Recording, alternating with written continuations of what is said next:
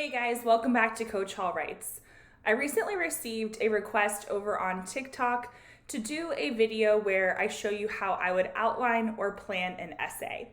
So I did a similar video to this last year, but I thought it would be helpful to show you perhaps a more compressed version of this. For the purposes of this video, I'm going to be using the 2018 exam prompt, which is a speech by Madeleine Albright. Now, a quick disclaimer before we get started, because I'm going to be talking through this video, some of this process will take me longer to explain than it would take for you to actually do these steps. Also, as a friendly reminder, for exam day purposes, you want to do what works best for you. Personally, I recommend at least having some sort of outline or plan in place before you write because I find that it leads to a better essay. However, you don't necessarily have to go as in-depth as I'm demonstrating here. Let's talk about the introduction. So ideally, I like to see my own students write about a 3-sentence introduction, usually 1 or 2 sentences of context or acknowledging the rhetorical situation, and then their actual thesis. Now, for exam purposes, if you cannot come up with a couple sentences before your thesis, go ahead and just write your thesis. A defensible thesis will give you 1 point on the rubric, and that's the most important part of your introduction. So while it can be good to develop your intro a little bit, you really want to make sure that you're saving time for those body paragraphs as well. So if you don't have any inspiration of what to write before your thesis, then maybe leave a little bit of space and you can actually go back to it later if you have a better idea. So in the portion there where it says context, I have the rhetorical situation. I acknowledge the type of passage that it is. It's a commencement speech. I reference the year, the audience, and I give the name of the speaker and her credentials. In order for a thesis to be defensible, you need to reference specific rhetorical choices, and you also need to pay attention to what the prompt says. So it could ask you about purpose, message, or argument. You can see that I have some numbers here. 1, 2, and 3 represent the beginning, middle, and end of the passage, because since it was a longer passage, I divided it into 3 parts. You'll also see that I put the message there because I want to remind myself to put her specific message in my thesis, and I want to make sure that I address that throughout my essay. This graphic organizer seems to work pretty well for my students. Now, on exam day, they won't have access to this, and we've been practicing how to shorthand a lot of this information. So it looks a little bit more in-depth now, but you could actually not make all of these columns or bullet points, and you could still get the general idea. Now let's talk about the body paragraphs because this is where you're going to get the bulk of your points because of the evidence and commentary. Now it's important to remember that you can actually save a little bit of time here by not making as many notes. However, there are a couple things that I think are worth noting. First of all, you want to have a clear main idea of the paragraph. You need to know what you're trying to prove. So in this case, I noted that Madeleine Albright demonstrates the value of progress. That's what I'm trying to prove because that's the major choice that she's making. It answers the question, what is she doing in the beginning of her speech? Then I'm going to narrow it down a little bit. So I'm going to ask myself, how is she doing that? And that's where I start to think about specific devices or choices. So I noticed that she gives examples of recent events, and these are recent events that the audience would know about. She chose these examples for a reason, so I want to really analyze why she chose those particular examples. Within those examples, I also noticed that she seemed to be contrasting what we could have done with what happened. So I have 2 choices here that are working in tandem with each other. I made a space on this graphic organizer for evidence because I like my students to plan their evidence in advance. That way they're not searching for it as they write their essay. That being said, on exam day, whether you're taking the test on paper or you're taking it digitally, you want to kind of plan your evidence as you go perhaps. So make sure that you are underlining or highlighting very intentionally. That way you can go back to your passage and find an exact quote that you might want to embed as opposed to having to write it out in your notes. Now, if you like to add it to your notes, that's also fine. Now that you have your evidence, you need to plan your commentary. When I was a student and I was taking standardized tests that had essays on them, oftentimes I would get an idea as I was reading the passage, and then I would say, oh, I'll remember that later. But the problem was when I got to that part in my essay, if I hadn't written it down, I really couldn't remember it because I was so stressed out. So make sure that if you have an idea that you really want to include in your essay, that you make a quick note of it. That way you can go back to it later. So here I have some commentary because I realized that she chose those examples because they were examples that her audience would know about. Since I already wrote that down, I don't need to rewrite it. However, I can dig a little bit deeper here and say that if she had chosen older examples, then those examples wouldn't have been as effective because the audience members wouldn't have lived through those examples or events, and therefore those examples wouldn't have resonated in the same way. So by noting this, I'm analyzing why she chose those specific examples for that audience. She made that choice intentionally in order for her speech to be more effective.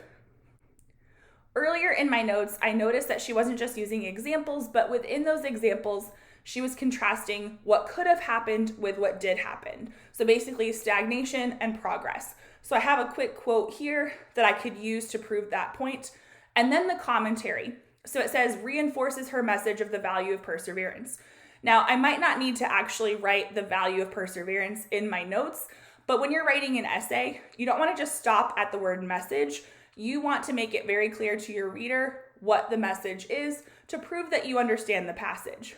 This note also serves as a reminder to me that the prompt in this case was about message, so I need to make sure I'm analyzing her message. You can see here that I also have a spot for a concluding thought, and I used a sentence frame here so I didn't plug in everything because I could do that later. Now, if you have certain sentence frames that you like and you have them memorized, you don't actually need to write them down in your outline. Moving on to body paragraph 2, this is in reference to the middle portion of her speech.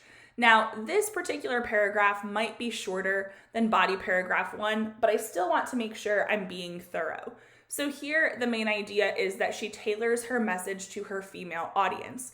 So she gives examples of uncommon women that she met who fought for justice. So in the speech, she actually uses the word uncommon because there's a connection to the college and their motto. And also, she does reference that she's met these people. Considering she's Secretary of State, I could probably explore that a little bit more. She chose these examples because they are examples of women who were fighting for justice and equality. That would resonate with her audience as well. And also because Madeleine Albright knew these women, it does add a little bit of credibility there. When speakers or writers use examples, they tend to either give one large example to prove their point, or they might give 3 or 4 related examples. In this case, there were 4 small related examples. However, I can't necessarily include all 4 examples in my evidence and commentary. So in this case, I chose 2 that I felt I could speak about the best. And you'll notice here that I'm creating layers of evidence and commentary. So I have my evidence, and then I explain the significance of that evidence before I move on to more evidence. By layering your evidence, the idea is to avoid a big chunk of evidence and a big chunk of commentary, and instead to have it be a little bit more balanced and even. And then you can see that my concluding thought here is, in order to achieve social progress, women must persevere. So I'm connecting back to the message without actually using the word message there. Now, this would be a thought that if I had it while planning, I would probably write it down because I might not remember it later when writing the essay. Moving on to body paragraph 3, here Madeleine Albright directly addresses the graduates. So that's my main idea that I'm trying to prove. How she does it, I'm going to focus on her repetition. So she says the phrase, if you aim high enough, multiple times. So this is a conditional sentence because she starts with the word if, and it conveys that the graduates have a choice to persevere. I notice that the tone here is honest or matter of fact. Because she is a woman in politics, Albright can attest to these hardships firsthand. She knows that these young ladies are going to face these hardships as well. So she's being honest, she's not sugarcoating anything, but at the same time, she's trying to inspire them to keep going, to create change, to persevere. In my second layer of evidence here, I have a bit of a paraphrase and an embedded quote. She basically summons the graduates to embrace their courage and their perseverance, knowing that it'll make a difference. So she's focusing on the positive impact that they can or will have. And then I want to ask myself, okay, why is this appropriate for a commencement speech? Because I want to make sure it's clear that she's speaking at a graduation. Well, when a group of college students are graduating, presumably they are about to embark on either grad school or their careers. So usually Commencement speeches are full of advice and wisdom in order to help the graduates as they transition.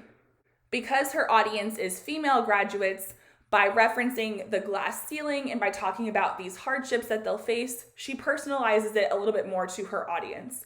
That's not to say that males would not have these hardships as well, but she's really focusing on the female experience in this speech because of who her audience is.